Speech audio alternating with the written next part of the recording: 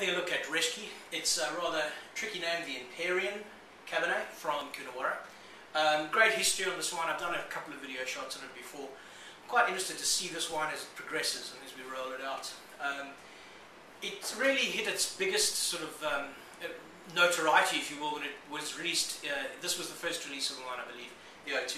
And at the time of release, it came out at 120 Australian dollars a bottle, and at the time made it the most expensive commercial release of Cabernet in the history of Australian wine, which is quite interesting if the websites that refer to this are correct. That's the information that we've got.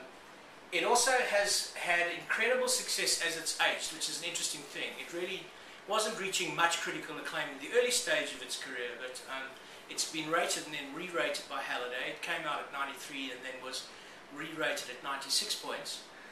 The most interesting accolade really probably comes from Decanter magazine, where for 2009 it got the highest rated Australian Cabernet for the year from Decanter, which is a big deal for the UK.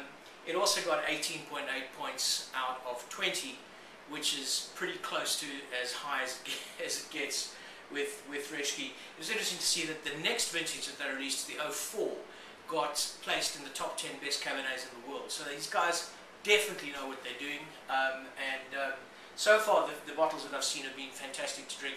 I want to take just a slightly more focused view now at what this Cabernet looks like.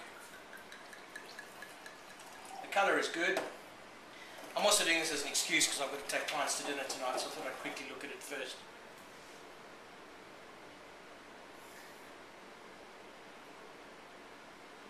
There's that mint eucalyptus thing, which is kind of classic Coonawarra, and it's something that we look for quite often. Beautiful warm brown nose. Cut it. Okay, back again. So we smelt the nose, and it's giving beautiful rich promise. The wine's mature, it's very clearly at its stage to be drunk.